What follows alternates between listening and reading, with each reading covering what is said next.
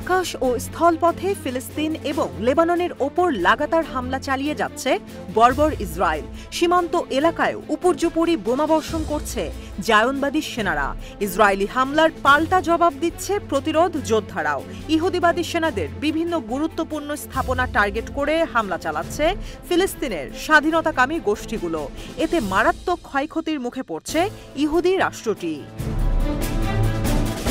৪ October দিনভর Israeli সেনাদের বিরুদ্ধে বেশ কিছু সফল হামলার কথা জানিয়েছে স্বাধীনতাকামীরা। এদিন আল আকসা শহীদ ব্রিগেডের যোদ্ধারা দখলকৃত পশ্চিম তীরে জাবারা তাইবে ও নির্জানেই ওস চেকপয়েন্ট এবং তুলকারামের আভনেই হেফেৎস বসতিতে ইসরায়েলি সামরিক সমাবেশ টার্গেট করে হামলা চালায়। এতে বেশ কিছু হতাহতের ঘটনা ঘটেছে বলে জানিয়েছে গোষ্ঠীটি।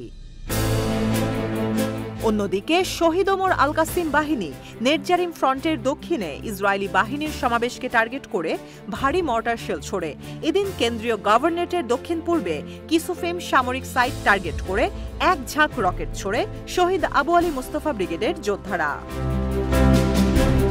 ৪ অক্টোবর ইসরায়েলের সামরিক সাইট ও তাদের বসতি টার্গেট করে ব্যাপক হামলা চালানোর কথা জানিয়েছে হিজবুল্লাহ।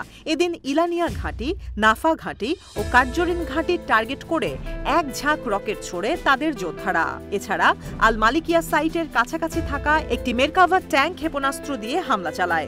দখলকৃত লেবাননের কাফার সুবা পাহাড়ের রুয়াইসাত আল আলম সাইটেও আর্টিলারি শেল ছোড়ে তারা। সেই সাথে আল বাগদাদি সাইটের আশেপাশে থাকা ইসরায়েলি সেনাদের সমাবেশ টার্গেট করেও এক ঝাঁক রকেট ছোড়ে হিজবুল্লাহ যোদ্ধারা। এদিন ইসরায়েলের বেশ কিছু বসতি টার্গেট করে রকেট ও ক্ষেপণাস্ত্র হামলা চালায় হিজবুল্লাহ। একযোগে হামলার শিকার হয় হাইফার উত্তরে ক্রায়োট বসতি, হারজোর বসতি, ইরন বসতি, দক্ষিণ কিরিয়াত শামনা বসতি এবং কার্মেল বসতি।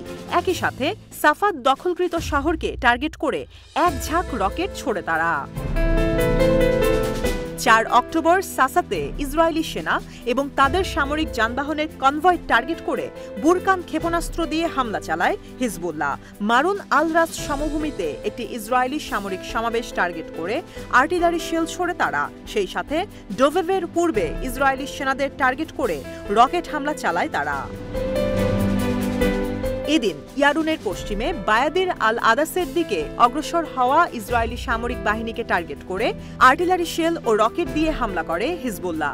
আভিভিমের আশেপাশে এবং কাফার গিলাদিতে ইসরায়েলি সেনাদের একটি সমাবেশকে টার্গেট করে তারা এক ঝাঁক রকেট ছোড়ে।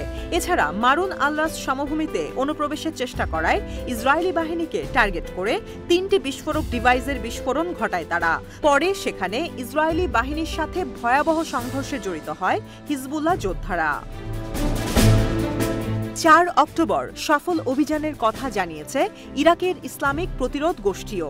এদিন তারা অধিকৃত গোলান হাইটস এবং তাবারিয়ায় ৩টি পৃথক অভিযান পরিচালনা করে। অভিযানে ৩টি ইসরায়েলি সামরিক স্থানকে টার্গেট করে ড্রোন হামলার কথা জানিয়েছে তারা।